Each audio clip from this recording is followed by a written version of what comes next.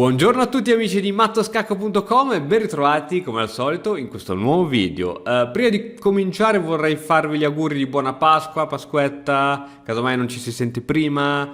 E ok, sarà una Pasqua un po' strana come l'anno scorso d'altronde, però l'importante è stare bene, di salute, eccetera eccetera, quindi va bene così. Bene, dopo aver fatto il prete, oggi parliamo di un colosso, ragazzi. Non si può essere dei buoni scacchisti finché non si conoscono i colossi. Quali sono i tre colossi che bisogna assolutamente conoscere? La partita spagnola, la Ruy Lopez, la difesa siciliana e la difesa est indiana. Questi sono i tre colossi che bisogna conoscere. Qualcuno mi dice: ma che me ne frega di conoscere la siciliana, io non apro mai con E4. Devi conoscerla lo stesso, perché da lì puoi prendere idee. Insomma, ragazzi, sono veramente dei colossi, c'è dietro così tanta teoria dietro queste difese, aperture, che bisogna veramente studiarle a fondo. Oggi volevo farti vedere l'importanza e la potenza della difesa est indiana. Non a caso è stata giocata dai più grandi giocatori di scacchi al mondo. Parliamo del genio Bobby Fischer, amava e giocava sempre questa difesa. Kasparov, il più forte giocatore di sempre, poiché è stato colui che ha detenuto il titolo mondiale per più tempo lungo possibile. Chissà se poi Carlsen riuscirà a fare altrettanto o meglio.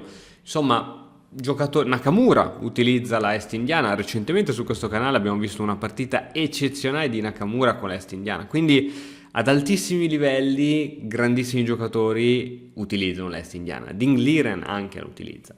E andiamo a vedere oggi qualche trucco all'interno della est indiana. Innanzitutto andiamo al setup principale: D4, cavallo F6, C4, G6. Ok, abbiamo detto diverse volte che il setup consiste nel alfiere G7, D6, cavallo C3, alfiere G7. Giustamente il bianco si prende il centro e il nero glielo lascia fare al bianco. Ripeto che una volta la teoria diceva che per uscire bene dall'apertura dovevi trovarti con i pedoni al centro e controllare il centro tenendo i pedoni al centro. In realtà la moderna teoria appunto ha dimostrato che è possibile avere un buon controllo sul centro anche senza per forza doverci piazzare i pedoni, ma è possibile controllare il centro con i pezzi. E questa, la difesa est indiana, è proprio la dimostrazione.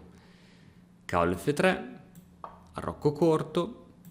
Adesso il bianco deve sviluppare il proprio alfiere per finalmente arroccare. La collocazione migliore questo alfiere è in E2, poiché in D3, oltre a non avere diagonali buone, e anche toglie la connessione della donna col pedone D4. Quindi E2 è la casa migliore per questo alfiere, e adesso E5. Questa è proprio la sequenza della difesa della est indiana. Ovviamente questo pedone, uno dice: cavoli, ma qui il nero va a regalare subito un pedone, Allora sembra un pedone regalato. Vabbè, qui può seguire anche il cambio di donne. Sembra un pedone regalato, ma in realtà il nero riesce a prendersi subito questo pedone, poiché ha la possibilità di rifarsi in questo modo, e quindi ci ritroviamo in questa situazione di parità. Quindi il bianco conosce questo trucchetto, chiamiamolo così, non cattura subito questo pedone, ma preferisce prima arroccare. Questo è proprio il setup, la main line, cioè la variante principale. Cavallo C6, qui si può sviluppare il cavallo sia in D7 che in C6. Cavallo C6, l'idea è quella di iniziare a fare una leggera e sottilissima pressione al centro. Anche questo alfiere RGX fa pressione al centro, e qui il bianco deve fare qualcosa su quel pedone. O lo difenderà ulteriormente, o lo darà via, o lo spingerà. La variante di spinta è senz'altro una delle più comuni. Il bianco aumenta il proprio controllo di spazio sulla scacchiera e costringe a questo cavallo, che al momento è minacciato, ad andare via. Cavallo E7 la mossa corretta.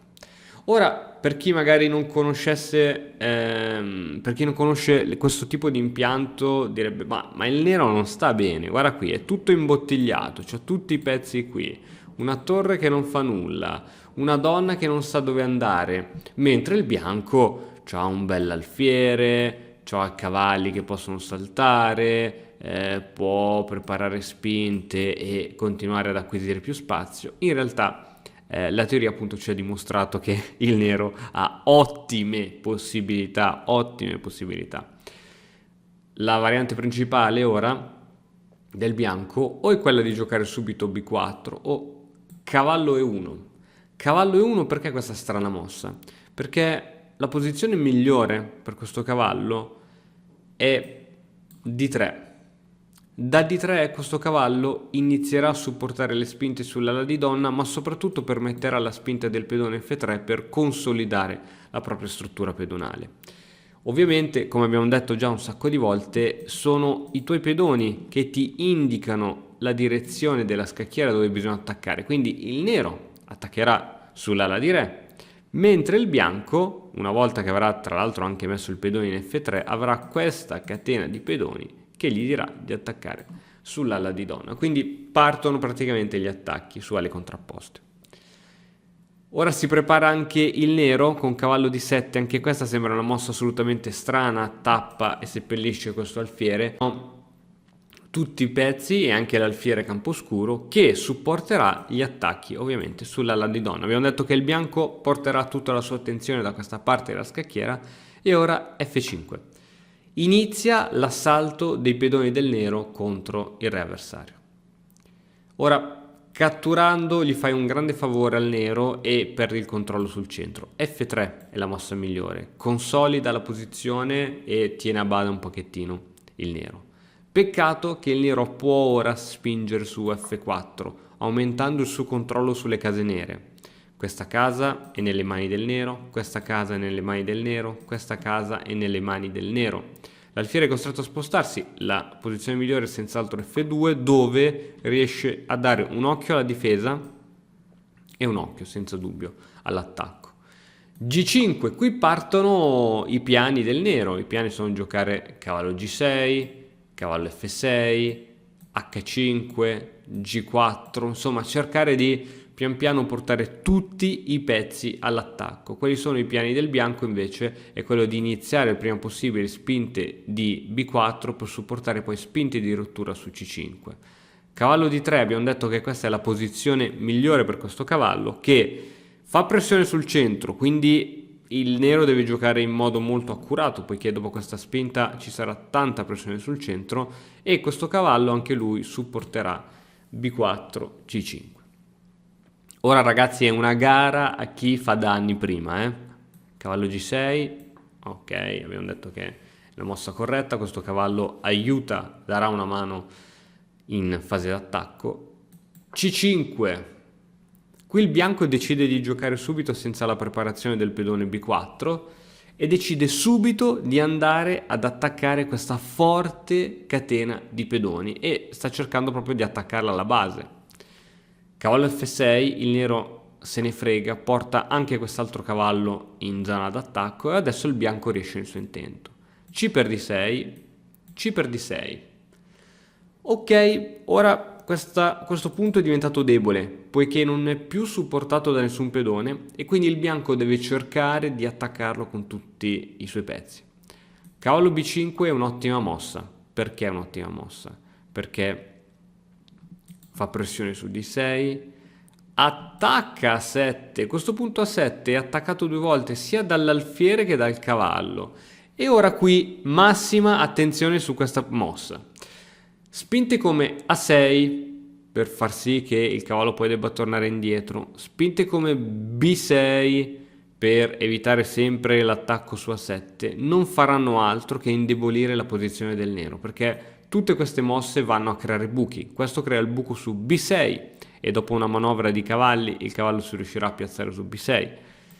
Questa spinta crea il buco su C6. Ricordate che ogni spinta di pedone crea buchi, quindi attenzione a quando li muovete, soprattutto in difesa. La mossa corretta, amico mio, è G4, subito attaccare.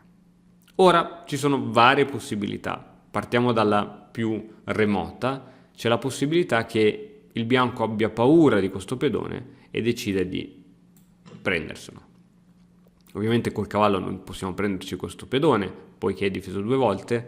Per ora ci prendiamo il pedone in E4 e dopo per esempio alfiere in F3 spostiamo il cavallo e possiamo catturare l'alfiere o addirittura minacciare spinte di questo tipo. E comunque il nero è in una buona posizione. Su invece alfiere per A7, qui c'è un piccolo trucco, una trappola assolutamente da conoscere, che è torre per A7 e il cavallo, se cattura ovviamente, c'è il doppio, scacco al re avversario e attacco sul cavallo in A7, quindi neanche questa mossa funziona. Allora probabilmente avrei visto questa tattica: cavallo per D6, sacrificio del cavallo sul pedone, se la donna cattura, alfiere C5 e io attacco contemporaneamente sia la donna e dietro c'è la torre. Va bene, il nero se la fa fare volentieri questa mossa, poiché dopo questa guarda le case scure del bianco come sono deboli e come sono tutte nelle mani del nero, soprattutto adesso che ha l'alfiere camposcuro e il bianco non ce l'ha più. Se facciamo la conta dei pezzi siamo praticamente pari, poiché abbiamo cavallo per cavallo, alfiere per alfiere, torre per torre e poi torre per cavallo e alfiere, quindi la partita è equilibrata, anzi in questo caso l'ago tende dalla parte del nero. Quindi tutte queste continuazioni sono scorrette e avete visto quante possibilità di sbagliare al bianco dopo questa spinta G4? La mossa corretta, o almeno quella che può apparire corretta, è cavallo per A7. Su cavallo per A7 ovviamente non abbiamo più il giochino del sacrificio, poiché non possiamo ovviamente più andare con la donna in B6, poiché l'alfiere riesce ovviamente a catturare la donna. Su cavallo per A7 adesso c'è da ricordarsi di questa trappola. G3, il bianco spinge all'attacco quel pedone è troppo fastidioso e il bianco deve assolutamente catturarlo. Cattura e ora la partita sembra a favore del bianco, perché può catturare un pedone importantissimo. Se cattura questo pedone importantissimo, purtroppo si dice che in questo caso l'alfiere è sovraccarico, poiché deve catturare questo pedone, ma soprattutto deve cercare di tenere il proprio cavallo. Quindi se cattura questo alfiere, tac, perde il cavallo. Quindi l'alfiere non può abbandonare questa diagonale, perché deve dare sempre uno sguardo al proprio cavallo. E ora alfiere 3. Capisci che ora il pedone in G3 è veramente eccezionale, cioè questo pedone è devastante, così devastante che può dare via a temi di matto. Temi di matto quali cavallo per D5. Il nero si prende un ottimo pedoncino e ora continuazioni come accettare questo sacrificio oppure cercare di giocare, non so, donna B3 per inchiodare questo cavallo, portano sempre tutti a matto. Per esempio, e per D5 donna H4. Il nero vuole sfruttare la poca mobilità del proprio re, ma soprattutto la forza di questo pedone che controlla queste case scure, supportato dalla donna. E ora qualsiasi tentativo di fuga del re risulta goffo, perché torre 1 per cercare di fare un po' più di aria al proprio re, donna H2 scacco, re in F1. E adesso come si continua? Come si riesce a dare scacco matto? Entrano in gioco tutti i pezzi, sono due le soluzioni buone, una è cavallo H4 per dare una mano su G2, c'è anche alfiere H3 che mi piace particolarmente. Alfiere H3, se il bianco accetta questa cattura e non ha troppo da fare perché alla prossima c'è il matto, accetta questa cattura, ci sono due modi molto carini per procedere: o quello di giocare G2 scacco, unica via di fuga, e alla fine abbiamo scacco di scoperta e addirittura abbiamo due regine oppure un'altra più elegante che preferisco è donna H1 scacco, il re non può muoversi ma può interporre davanti l'alfiere, e su questa mossa donna H3 scacco matto. La donna controlla questa casa chiara, il pedone questa casa scura e il re non ha via di fuga, quindi non ci sono possibilità. Se proviamo a tornare indietro e magari il bianco gioca donna B3 mettendo comunque la donna su questa importante diagonale, comunque il nero riesce a fare il suo giochino, poiché dopo questa va bene, il bianco riesce a ritardare la propria morte, poiché è scacco, dobbiamo spostarci, ma ora ancora una volta non c'è nessun modo per cercare di uscire da quella trappola infernale di dove si trova il re bianco. Quindi, morale del video, questa è una difesa molto forte, bisogna saperla giocare, bisogna conoscere la teoria, le trappole, i piani di gioco che stanno dietro a questa difesa. Io ora ti lascio il posto al gran maestro Daniel Dvirni che ti spiegherà i principi che ci sono dietro a questa difesa, e se vorrai approfondire ha realizzato un corso all'interno dell'Academy di 5 ore con le migliori mosse e i piani di gioco della difesa est indiana. Bene, ci vediamo presto, ciao! E ora, per continuare, che cosa posso fare? Beh, innanzitutto ti consiglio di iscriverti al nostro canale in modo tale da non perderti le nuove video lezioni. E poi puoi vedere il video che è stato più cliccato in questa settimana. Ci vediamo, ciao!